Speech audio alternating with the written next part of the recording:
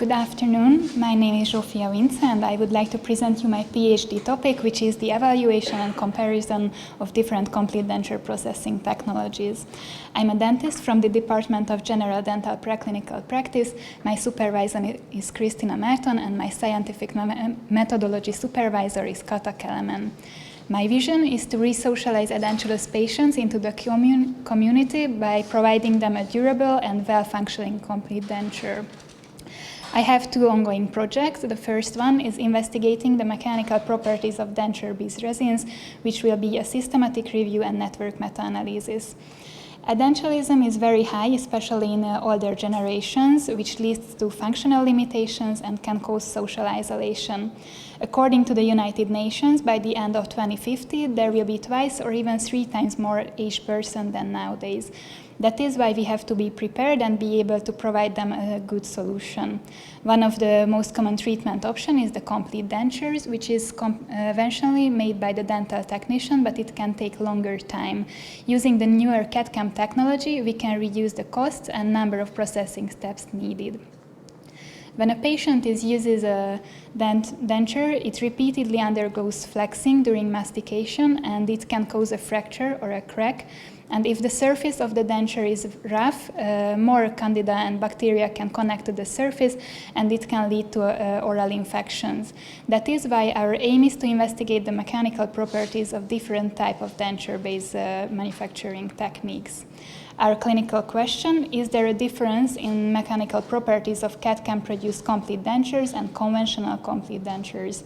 Our hypothesis is that there is no difference between conventional milled 3D printed denture bases in terms of flexural strength, surface roughness, and elastic modulus. We would like to find an alternative method to produce complete dentures quicker and cheaper without the decrease of quality. I conducted the systematic search in November last year in 4 databases, and I got a little bit more than 17,000 articles. By the end of the selection process, we ended up with 66 eligible full text. Right now, I'm in the manuscript writing phase. Now I would like to show you some of my results. First is about the flexural strength, which is the ability of the material to resist bending deflection when force is applied to the surface. For a denture, it's highly essential to have high flexural strength because, as I mentioned, it repeatedly undergoes flexing during mastication, and an average bite force of a human is around 100 Newton, but it can be even more, around 300 Newton as well. So if the flexural strength is low, it means that our denture will break sooner. That is why there is also an ISO standard for the acrylic denture bases. It has to be at least 65 megapascal.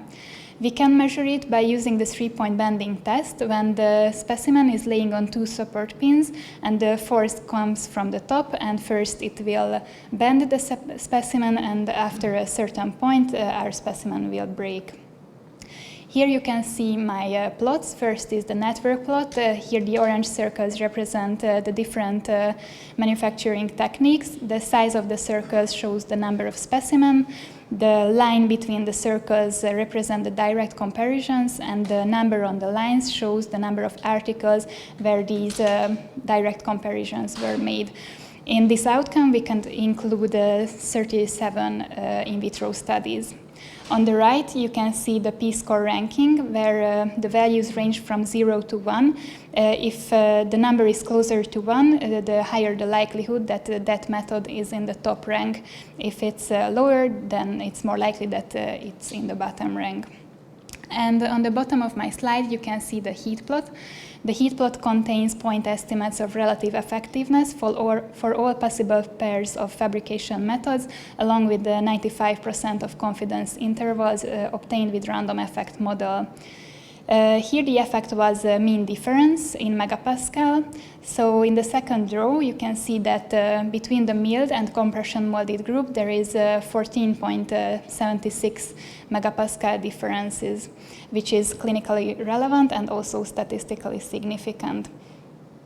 My other outcome, which I would like to show you, is the microhardness. The Vickers hardness is defined as the resistance to indentation.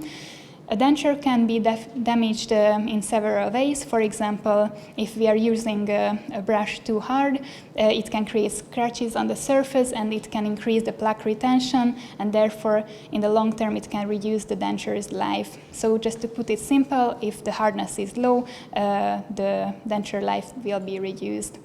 We can test it by the Vickers hardness test when a pyramidal indenture is pressed to the surface with a certain load, and we can measure the size of the impression, and from these data we can calculate the Vickers hardness number. Here I would like to show you again my plots. The network plot, in the network we could include 16 in vitro studies. On the right, the P-score ranking shows that in this case, the injection molded group showed the best results, followed by the milled group. And in the heat plot, we can see that all the differences were clinically relevant and also statistically significant as well. So in conclusion, we can say that the milled denture bases showed superior mechanical properties compared to other methods. Therefore, they can be used in the clinical practice. But further research is needed to enhance the mechanical properties of 3D printed materials. The strength of our study is that we could include a high number of studies with high quality, and they use standardized measuring technique. And we could do direct and indirect comparisons as well. But not all the studies investigated all of our outcomes, and in some cases they used different measuring units. And also for all of our outcomes, the heterogeneity was quite high. Right now I'm in the manuscript writing phase. I would like to finish it in July and submit it in August. Right now, I would like to speak shortly about my second topic, which is the evaluation of microbial adhesion of traditional PMMA resins and CAD/CAM-based dentures, which will also be a systematic review and network meta-analysis. As I mentioned before, edentulism is very high, especially in older generations, which leads to functional limitations. The most common treatment option is the complete denture, which is done either by the technician or using the newer CAD/CAM technology. Even in a healthy person's mouth, there are bacteria and candida living, but in case of a denture wearer, these bacteria and candida can connect to the surface and can cause an inflammation, the so-called denture stomatitis. This inflammation can reduce the patient's quality of life because they can feel pain during eating, swallowing, or speaking. And it is especially dangerous in case of immunodeficiency or immunosuppressions because the bacteria can spread to other organs, for example to the lung, and can cause an inflammation there. So that is our aim, is to investigate the microbial adhesion of CAD/CAM produced complete dentures and conventional PMMA dentures. Our clinical question: is there a difference in prevalence of microbial adhesion of CAD/CAM produced complete dentures and conventional PMMA dentures? Our hypothesis is that there is no difference between the conventional and CAD/CAM denture bases in terms of microbial adhesion. I conducted the systematic search in March in 4 databases, and I got almost 5,000 articles. By the end of the selection process, I could include 19 eligible full text. Right now, I'm in the data extraction phase. After the first project, I will continue with the second one. So just to sum it up, I have these 2 ongoing projects right now. The first one I would like to submit in August and the second one in October.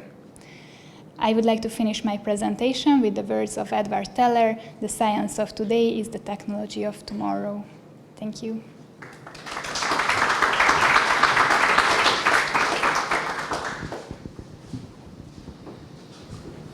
Congratulations. I have a question. I would like to ask, are these CAD/CAM technologies for denture-based materials are available for dental practice in Hungary? Yes, as far as I know, they are available, but not yet widespread. For example, in the USA, they are using more and more the 3D printed technology because it's cheaper, but in Hungary, most of the dental offices uses the compression molded technique. Thank you. Congratulations, very interesting topics. I have two questions. The first one, what was the outcome of your first study? I have 5 outcomes: flexural strength, flexural modulus, surface roughness, Vickers hardness, and impact strength. These 5. Thank you. And I would like to ask, how did you detect the Candida infection from the surface? Or how did they That's my detect second it? Yes, project. your second project. I didn't start the data extraction yet. Well, I start it now after the first project. There are different methods, but in most of the cases they put the solution on the specimen, they incubate it for a certain time. It can be different in different articles. And after they wash this solution, and at that point we have the Candida connected to the specimen, and after that they put some artificial saliva or some other liquid on the specimen. Again, they incubate it for some time, and I think after that they use centrifugation, or how is it called? And from the liquid they can count the number of colony-forming units or optical density from this solution at the end. Thank you very much. I have only one short question. That do you know any exact data for edentulous patients' prevalence in Hungary? There was an older article, I think it's more than 5 years old, around 10, and in that they stated that we have 15% of the older generation, so people above 65 years old, so 15% of them is edentulous. Thank you.